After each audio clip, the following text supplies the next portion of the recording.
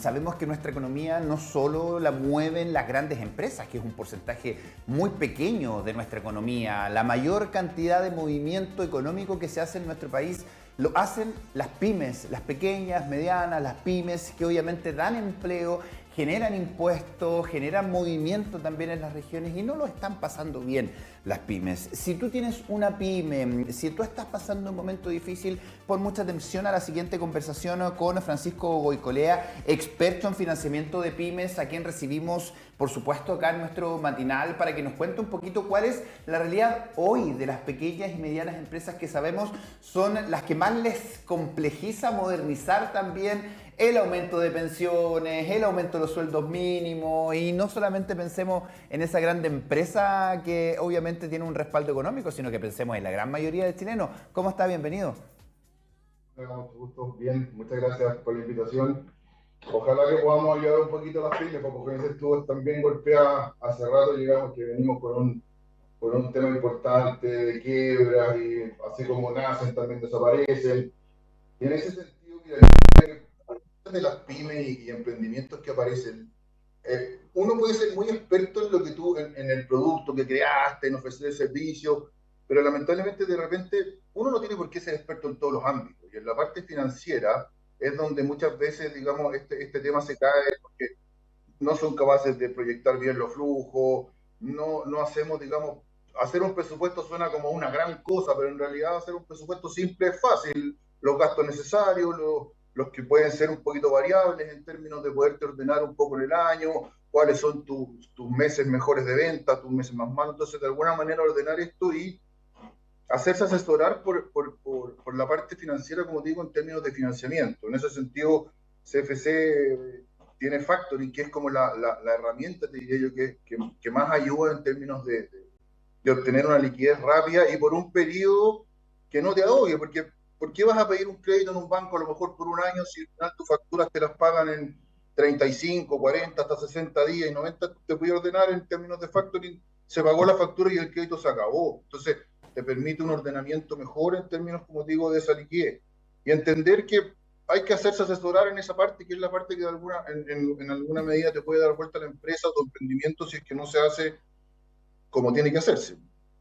Sí, Francisco, bueno, entre enero y septiembre de este año quebraron 937 empresas en Chile. Seguramente ¿Mm? ya ha aumentado esa cifra, lamentablemente, porque también hay un alza del 18% respecto de las empresas que están en este proceso, ¿no? De insolvencia, reemprendimiento, pero que nosotros comúnmente lo conocemos como declararse en quiebra. Ahí me gustaría preguntarte también, bueno, las condiciones económicas las hemos hablado largo y tendido. Lo que está pasando con la inflación, con las consecuencias de la pandemia, para muchos esto también se arrastra desde el estallido social en nuestro país, que obligó a bajar cortinas de manera permanente a varios pequeños y medianos empresarios. Pero, ¿en qué situación se encuentra la pyme al día de hoy, también de cara a lo que va a ser el 2024? Para dar alguna luz, alguna señal a aquellos que hoy día están a puertas quizás de acudir a este procedimiento, a este proceso de insolvencia y reemprendimiento, otros que quieren partir con un emprendimiento y quizás no se atreven por cómo está la situación económica en Chile.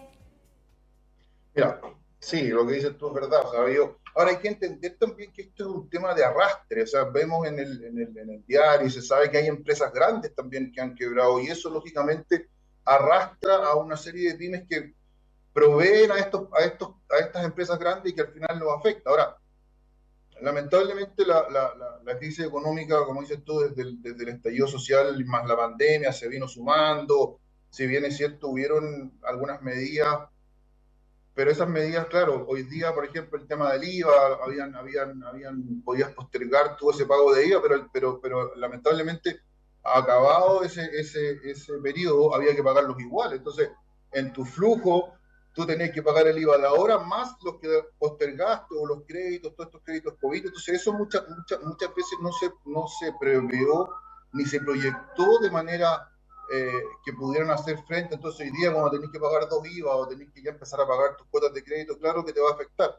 Ahora, en términos para adelante, mira, o sea, hoy día las cifras, digamos, yo diría que este va a ser un año plano en crecimiento y si es que no negativo. Entonces, hay que prever y, como digo, prepararse para lo que viene. Y en ese sentido, lo que decía yo, armar una especie de presupuesto, un flujo de caja, ver qué costos, como te digo, son necesarios y cuáles no, tratar de bajar eso y prepararse para buscar una manera de pasar el año. Ahora, como te digo, la estacionalidad también es importante, porque si una pyme vende más en enero, o de enero a marzo, o no sé, de septiembre a diciembre, bueno, tendrá que de alguna manera prepararse para eso y que en los meses que va a vender menos también bajar sus costos, tratar de tener unos costos variables que le permitan bajar y hacer frente a esto. Ahora, en términos de los nuevos emprendimientos y todas estas cosas, mira, siempre en todo ámbito hay problemas y hay oportunidades.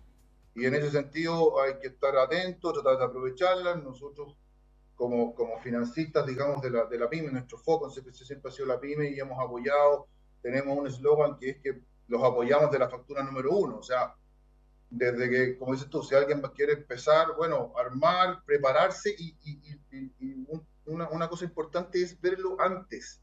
Nosotros tenemos líneas de financiamiento y en general se opera que no tienen costo. O sea, se puede acercar la empresa de nosotros, revisar su situación, fijar una línea de financiamiento, cosa que de alguna manera estemos preparados cuando aparezcan estas oportunidades. Ahora, yo te diría que en términos de economía a lo mejor ya estamos en el piso y de aquí a lo mejor debiéramos empezar a crecer o un poco tiempo más también empezar a crecer. Entonces, como en todas las áreas hay oportunidades entonces hay que prepararse. Yo diría buscar la manera y apoyarse en la gente que sepa. Eso es importante, hacerse asesorar. Sí, y perdona, pero ¿cómo era el comportamiento también de la vida de la pyme? Porque estábamos recién mostrando en nuestro GC que una de cada 3 pymes lamentablemente tiene que dejar de operar antes de los 3 años en Chile. O sea, así está la realidad. Pero me gustaría saber cómo era antes del estallido, porque también de pronto nos quedamos como en el análisis de muy poquito tiempo, porque claro, lo más simple quizás es hablar desde el estallido para adelante, porque claro, quedó la escoba, tuvimos ahí muchos cierres de empresa, etcétera. Pero ¿cómo era antes? ¿Era distinto? ¿Era mucho mejor? Porque también quizás por ahí hay otros factores como por ejemplo la educación financiera, qué tanto estamos apoyando a los emprendedores, como tú decías, qué tanto conocimiento tienen efectivamente y qué tan expertos son en temas financieros para poder sostener un emprendimiento más allá de una idea buena. Sí. Ahora, mira, como es súper buena tu observación, porque en general, claro, uno piensa que a lo mejor el estallido social vino a golpear la pandemia. Ahora, está claro que eso aceleró y hizo que muchas más pymes a lo mejor, pero este es un proceso en el emprendimiento, todos sabemos los empresarios siempre dicen, oye, me caí una vez, me levanté, 2, 3, 4. La vida del empresario es así, y del emprendedor igual, va a tener a lo mejor muchos emprendimientos y no todos van a funcionar, y de repente hay uno que funciona, pero en general siempre ha sido este tema de que hay muchas pymes que se forman y en el camino quedan. Yo diría que básicamente esto se da, como digo yo, por un tema de este conocimiento global del negocio. O sea, yo diría que no basta con tener una buena idea, no basta con tener un buen producto, hay que hacer un complemento de todo esto, porque hay muchas cosas que los emprendedores no conocen, todo el funcionamiento, mira, y desde lo más básico, o sea, cómo emitir factura, cómo presentarse ante impuesto interno, hacer las cosas bien en términos de toda la parte tributaria, que es súper importante desde el punto de vista de una pyme. O sea, una pyme que haga mal esa parte, se va a encontrar en algún minuto con que impuesto interno o la regulación lo va a comer y no va a poder facturar, y eso es fatal. Entonces, como dices tú, o sea, esto no es un tema que antes todas las pymes funcionaban, no. En términos de pymes y emprendimiento siempre va a haber un rango de, yo no diría fracaso porque suena más, pero que fallen las cosas, que no se den como tienen que ser, y en ese sentido, como digo, es básico cuando uno empieza y tiene un buen producto, una buena idea, juntar todas las patas y partir bien. O sea, si tú dentro de tu negocio partes bien y tienes una base sólida en términos de, como digo, todo este tema de la parte legal, que es súper importante, hay muchas más posibilidades de que te vaya bien. Ahora, en el mercado, como digo, entender que cuando hay estos fracasos de empresas grandes, caen muchas pymes, porque las pymes, como decían al principio ustedes, son el motor de la economía. Hay un montón de pymes y un montón que mueven la economía. Lamentablemente, como digo, muchas están ligadas a estas empresas grandes, y si estas empresas grandes caen, que ha sido el tema ahora, porque hoy día hay varias industrias que están, la construcción está parada, entonces hay varias industrias, como digo, que afectan y que hoy día, lógicamente, que hacen que esto sea que esto sea mayor y que tenga un impacto más grande, pero en términos de emprendimiento siempre vamos a tener algunos que nacen y mueren en su proceso, digamos. Claro, su proceso ¿Mm? natural, como en la vida misma. A ver, puntos más, puntos menos, por lo menos las pymes, las MIPYMES son el 97%, 98% de empresas en nuestro país. Estamos hablando de ya 3, 4% de grandes empresas. De esas, el 65% de los empleos son generados por las pymes. Y estamos viviendo también como dices tú, ir apretándonos el zapato, ir cortando por lo más sano las grandes empresas el despido. Para las pymes muchas veces el despido es lo último que se toma. ¿Cómo se puede administrar eso también a la hora de ir tomando decisiones, de ir recortando gastos finalmente? Vuelvo a insistir, la cultura de las pymes es lo último el tema del despido. En las grandes empresas es lo primero.